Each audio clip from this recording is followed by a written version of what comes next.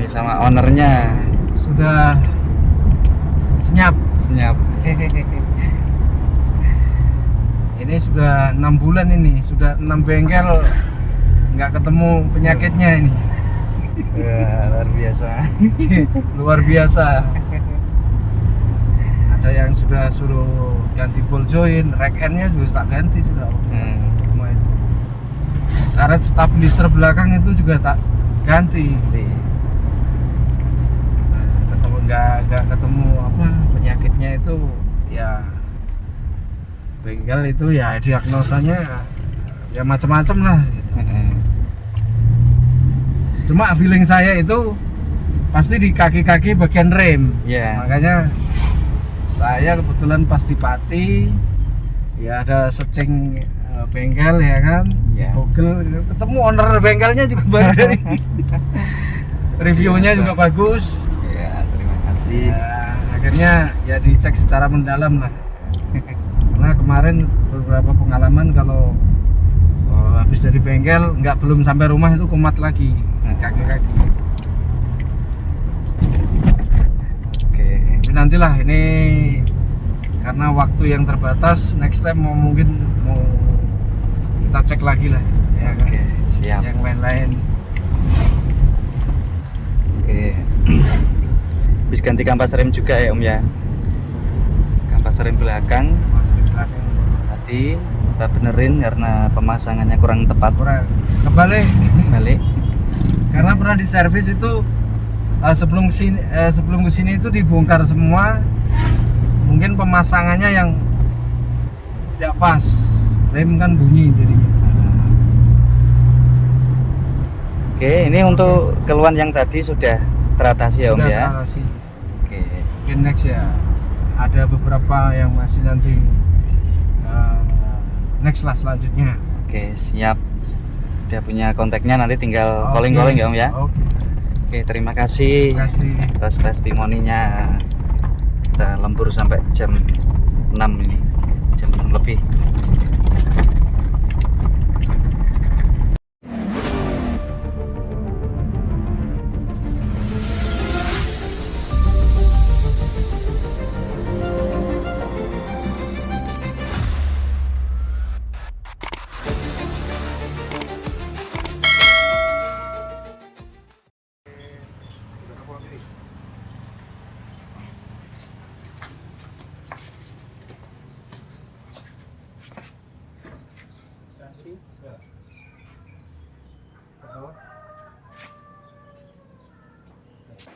Jenengan ganti ini kan, satean ini kan, sama yang bawah ini. Terus jenengan ganti ini juga, fittingan ini. Nah ini masalahnya ini, ini itu harusnya kan kenceng. Nah ini ketika tak kocak-kocak ini kelihatan nanti ada celahnya dia. Oh iya. Jadi fungsinya baut ini kan mengencangkan ini nempel sama ini. Jadi ini harus kenceng, nggak boleh gini. Nah ini kan gini.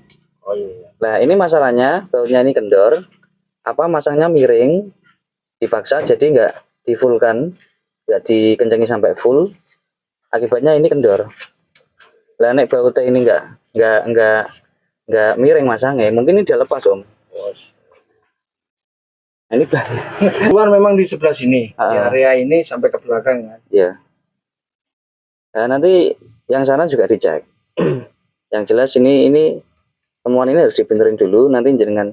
Tapi saya yakin Om, ini dari perbaikan ini itu keluhan jenengan tadi sudah sembuh. Cuman ini keluhan ini sudah 6 bulan ya kan. Setiap ganti bengkel ya kan, ini muncul selalu. Jadi ini kalau kena gonjangan itu kan gini nanti. Oh ya, tadi kan kita coba saja. Iya, deketan Mas. Jadi kalau kena gonjangan teman-teman, kaliper ini dia bunyi karena pemasangan dari baut pen kaliper atau sliding kaliper bagian atas ini sama bawah sini itu dia nggak benar. Jadi gini teman-teman. Nah, ini kenceng nanti kalau pas jalan jelek.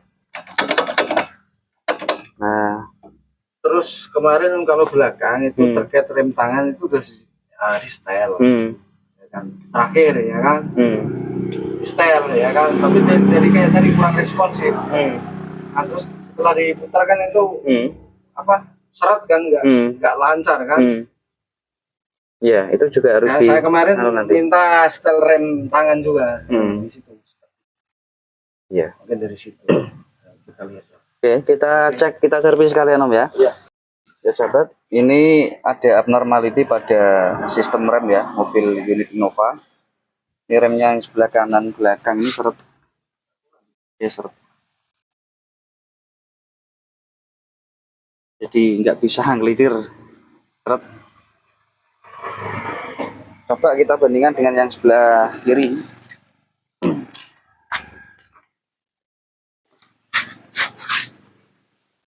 Yang ini normal. Harusnya kan gini dia, muter gini. Coba di rem nang.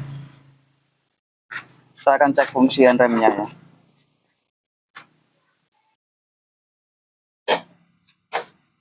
Ya, ini fungsi remnya bisa lepas. Nah, normalnya kan gitu. Jadi pengecekan handremnya normal apa enggak itu ketika di handrem itu dia harus ngunci remnya, ketika dilepas dia harus muter lagi ngelitir kayak gini. Coba kita cek yang sebelah kanan.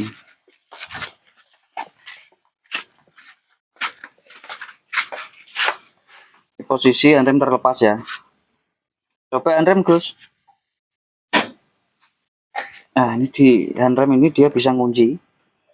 Lepas.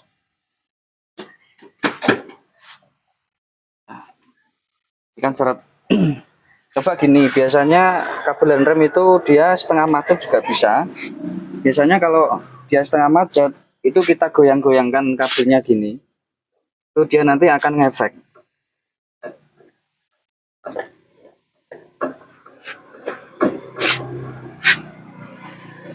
Ini ternyata nggak ngefek, dan nanti akan kita bongkar, kita cek penyebabnya, apakah ada sesuatu yang tidak normal atau hanya masalah setelan. Tuh ya. Oke.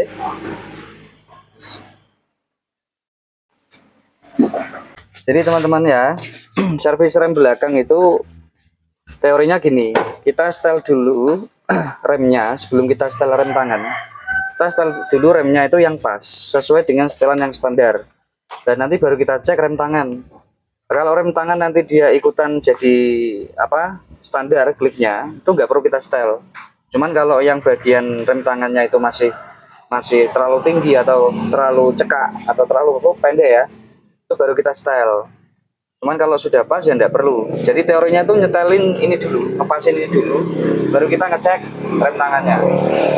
Nah, standarnya untuk rem tangan itu kurang lebih 4-7 klik dengan kekuatan 20 kilo itu kalau teorinya. Jadi maksudnya gini teman-teman, orang itu kan powernya narik handrem atau rem tangan itu kan beda-beda. Misalkan anak kelas 5 SD sama orang dewasa badannya besar gitu, tarikannya kan pasti beda kan tenaganya.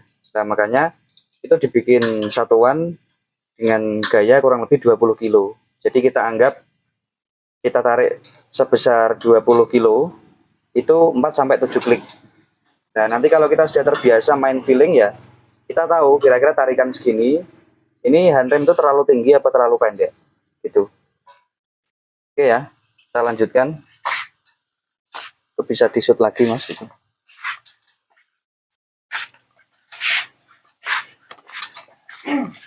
Ternyata tentunya ya. cuma kendu apa miring? Oke, rata ya. Dipasang sendiri apa dipasang bengkel? Itu bautnya itu. Pasang bengkel semua. Pasang bengkel semua. Semua. Soalnya pasang bengkel semua. Semua karena mungkin. Nah ini kelihatannya kenceng. Kenceng ya? Kenceng. Soalnya aku tuh sempet feeling kan sempet tak foto mau tahu kocak-kocak ini kocak. Iya. Nah, kasih belakang itu awalnya akan ngecek rem tangan. Awalnya keluarnya terlalu tinggi handremnya apa gimana? Awalnya itu pagi kalau mau mundur Hmm. kok masih nyangkut ini rem tangan. Padahal udah dilepas. Jadi lepas pagi kan, Ah. jadi mundur itu suara gitu kan. Ini kok rem tangan masih makan.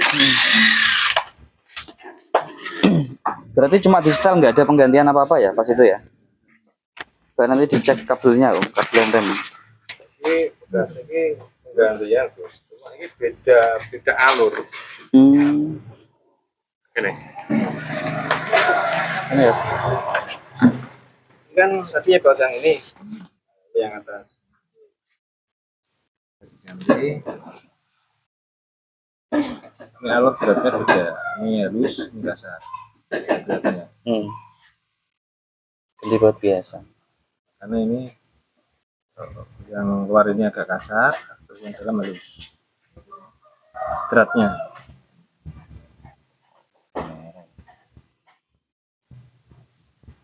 Ini mungkin di lagi peti ini harus diganti sama buneng. Kita coba ya.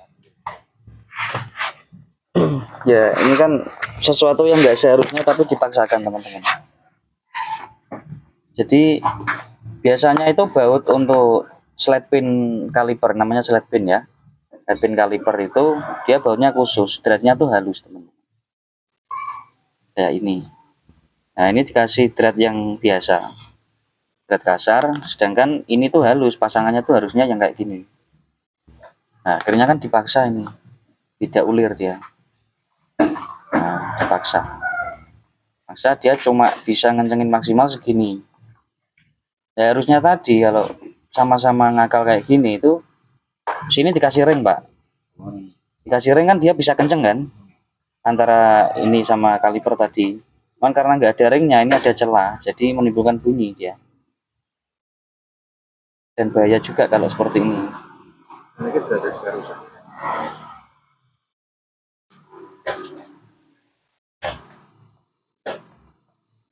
Akibatnya threadnya ini rusak. Kelihatan.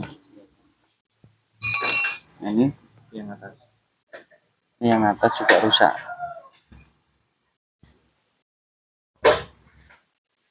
Oke.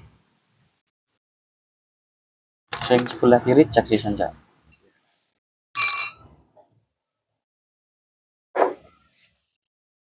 Terus ini juga anu Bos. Keluar. Keluar. Oh, mangkon ini. Hmm.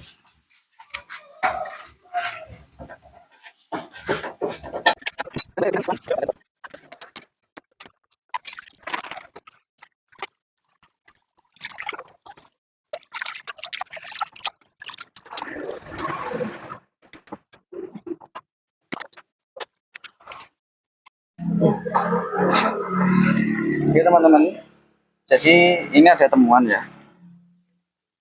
Jadi pemasangan kampas rem belakang ini atau brake shoe itu dia kurang tepat.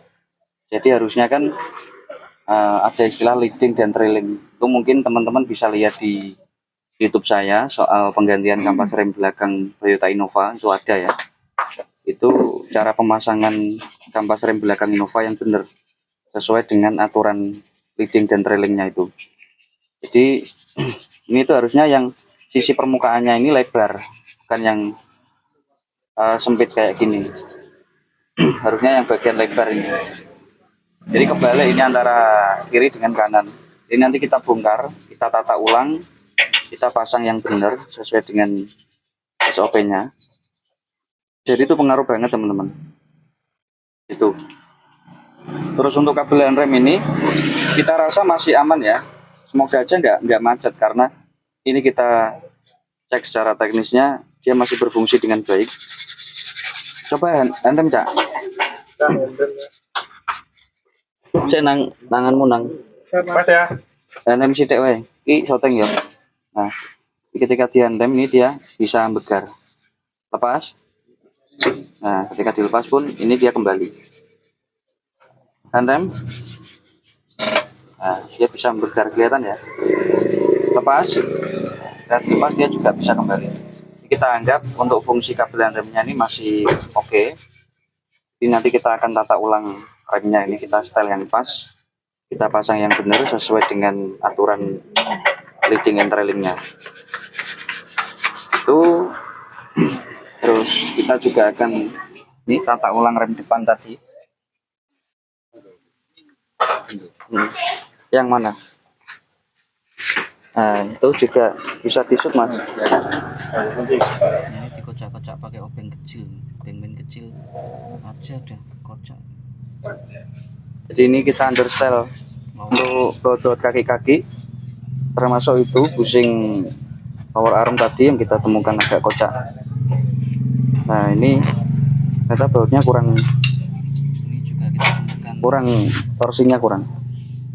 full joint. Ya cobalah ini kita Cuman servis rem 4 roda, kita tata ulang yang kurang benar, umurnya mungkin kencang. kemudian kita understyle kaki-kakinya, terus nanti akan coba kita tes jalan sama pelanggannya itu.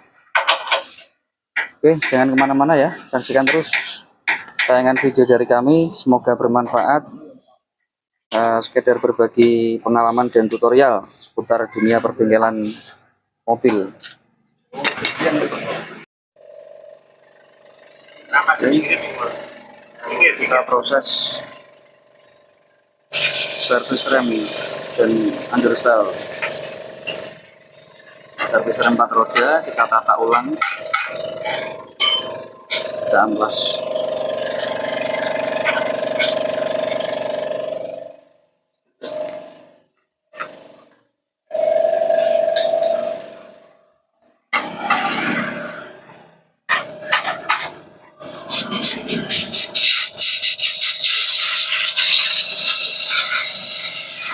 Jadi kelihatan sepele tapi fungsinya juga lumayan penting ini sebagai penutup slide pin kaliper ini. Untuk jangka panjang itu boot ini berfungsi untuk menghalangi kotoran air dan kotoran-kotoran lainnya itu masuk ke sini, yang mana jangka panjangnya itu bisa mengakibatkan ini karaten dan dia macet, nanti dia nempel sama ini bracket kalipernya. Jadi sepele tapi penting ini teman-teman.